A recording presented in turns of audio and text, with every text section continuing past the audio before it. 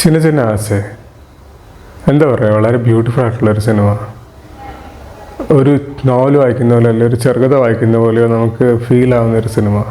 അല്ലെ ഒരു ഇളം കാറ്റിലൂടെയൊക്കെ നമ്മളിങ്ങനെ നടന്നു പോകുമ്പോൾ നമുക്ക് കിട്ടുന്നൊരു ഫീൽ ഉണ്ടല്ലോ, അതാണ് ഈ സിനിമയുടെ ഒരു പ്രത്യേകത എന്ന് പറയുന്നത്. ഈ സിനിമയെ പറ്റി പറയാനാണെങ്കിൽ ഇതിൻ്റെ പെർഫോമൻസ് ആയാലും ഇതിൻ്റെ മ്യൂസിക് ആയാലും ഇതിൻ്റെ എല്ലാ ഡിപ്പാർട്ട്മെൻറ്റ്സും വളരെ മികച്ചു നിന്നിട്ടുള്ളൊരു സിനിമയാണ്.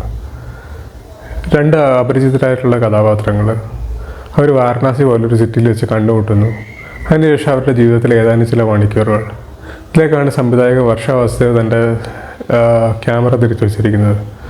നമ്മുടെ മേഘമൽഹാർ അല്ലെങ്കിൽ ബിഫോർ സൺറൈസ് ഇത്തരം സിനിമകളുടെയൊക്കെ ഒരു ബ്യൂട്ടിഫുൾ ആയിട്ടുള്ളൊരു കഥ പറയുന്ന പാറ്റേൺ ഉണ്ട്. അതാണ് ഈ സിനിമയെ ഫോളോ ചെയ്തിരിക്കുന്നത്.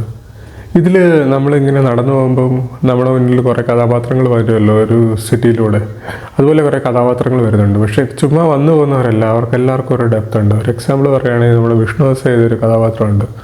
പുള്ളി വന്ന് സ്ക്രീനിൽ ഒരു കഷ്ടിച്ചൊരു 5 മിനിറ്റ് കാണും, പക്ഷേ അതിനുള്ളിൽ നമ്മുടെ കണ്ണ് നനയിച്ചിട്ടാണ് പുള്ളി പോകുന്നത്. അങ്ങനെ കുറേ കഥാപാത്രങ്ങളുണ്ട്. അപർണ ബാലമുരളി ചെയ്ത കഥാപാത്രം ആകെ ഫോണിൽ നമ്മൾ അപ്പുറത്ത് സംസാരിക്കുന്നതായിട്ടാണ് പുള്ളിക്കാരെ കാണുന്നത്, പക്ഷേ പുള്ളിക്കാരുടെ ക്യാരക്ടറിനും ഒരു ഡെപ്ത് നമുക്ക് ഫീൽ ചെയ്യും. ഇങ്ങനെ വന്നു പോകുന്ന ചെറിയ ചെറിയ കഥാപാത്രങ്ങൾ അല്ലെങ്കിൽ ഈ സിനിമ മുഴുവൻ നിറഞ്ഞേക്കുന്ന ഈ 2 ക്യാരക്ടേഴ്സാണ്. ഈ 2 ക്യാരക്ടേഴ്സിൻ്റെ കൂടെ നമുക്ക് ട്രാവൽ ചെയ്യാൻ പറ്റില്ല, ഈ സിനിമ ഒരു പരാജയമാണ്. പക്ഷെ അവിടെയാണ് വർഷ എൻ്റെ റൈറ്റിങ്ങിലൂടെ ഡയറക്ഷനിലൂടെ നമ്മളെ ഹുക്ക് ചെയ്തിരുത്തുന്നത്.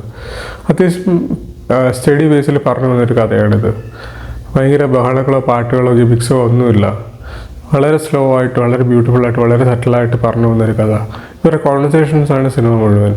ആ കോൺവെർസേഷൻസ് നമ്മളെ എത്രത്തോളം നമ്മളെ ഡീപ്പായിട്ട് ഹുക്ക് ചെയ്യുന്നു എന്നുള്ളിടത്താണ് ഈ സിനിമയുടെ ഒരു ക്രാഫ്റ്റിൻ്റെ ഒരു വിജയം എന്ന് പറയുന്നത്. മലയാളം, തമിഴ്, ഹിന്ദി തുടങ്ങിയ 3-4 ഭാഷകൾ ഈ സിനിമയിൽ വരുന്നുണ്ട്. പക്ഷേ ഇതിൽ ഏറ്റവും ബ്യൂട്ടിഫുൾ ഭാഷയായിട്ട് എനിക്ക് തോന്നിയത് മ്യൂസിക്കാണ്. സാരംഗിയൊക്കെ വെച്ചിട്ടുള്ള ഗോവിന്ദ് വസന്തയുടെ ചില പരിപാടികളുണ്ട്, അതൊക്കെ ഭയങ്കരമായിട്ട് നമ്മളെ ഹുക്ക് ചെയ്തിരുത്തുന്ന പരിപാടികളാണ്. ശരിക്കും എൻ്റെ സോൾ എന്ന് പറയുന്നത് എൻ്റെ മ്യൂസിക്കാണ്. ഗോവിന്ദ് വസന്ത് ഇതിന് എത്രത്തോളം ആപ്പ് ചോയ്സ് ആയിരുന്നു എന്നുള്ളത് നിങ്ങൾക്ക് പടം കണ്ടു കഴിയുമ്പോൾ മനസ്സിലാവും. അതുപോലെ തന്നെയാണ് ഈ സിനിമയുടെ വിഷ്വൽസും. വാരണാസിയിലൂടെ ഒരു ദിവസം ഒരു 1 ഡേ ട്രിപ്പിന് ഇറങ്ങിയ പോലെ നമുക്ക് തോന്നിപ്പോകും. അതുപോലെയാണ് നമ്മൾ മാധവ് മാഷിൻ്റെയും ലീലാമേണയും കൂടെ നടന്നു പോകുമ്പോൾ നമുക്ക് തോന്നിപ്പോകുന്നത്. ശരിക്കും വാരണാസിക്കാർക്ക് ഇത് അവരുടെ ഒരു ടൂറിസം ഗൈഡായിട്ട് കാണിക്കാൻ പറ്റുന്ന ഒരു സിനിമ കൂടെയാണ്. അമ്മാതിരി ബ്യൂട്ടിഫുള്ളായിട്ടാണ് സിറ്റി അവരെടുത്ത് വെച്ചിരിക്കുന്നത്. ടെക്നിക്കലിയും ഈവൻ എല്ലാ ഡിപ്പാർട്ട്മെൻറ്റ്സിലും വളരെ ബ്രില്യൻ്റാണ് സിനിമ. അഭിനയത്തിൻ്റെ കാര്യമാണ് പിന്നെ പറയേണ്ട കാര്യമില്ലല്ലോ. മധുബാല ഓൾറെഡി നമ്മൾ റൊമാൻസ് ചെയ്ത് കണ്ടിട്ടുള്ളതാണ്.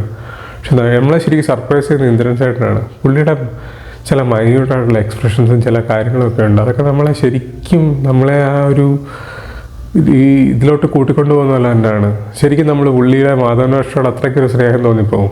അതുകൊണ്ട് തന്നെ ടുവേർഡ്സ് എൻഡൊക്കെ ആകുമ്പോൾ നമുക്ക് മാധവൻ മാഷിൻ്റെ ഒരു നിസ്സഹായത കാര്യങ്ങളൊക്കെ വരുമ്പോൾ നമുക്കത് ഭയങ്കരമായിട്ട് ഫീൽ ആവുകയും ചെയ്യും.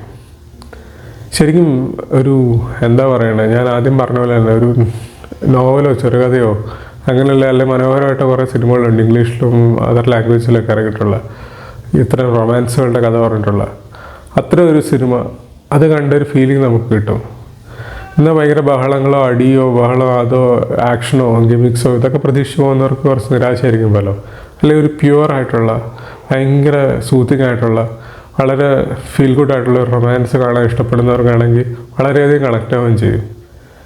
Highly recommended for those people.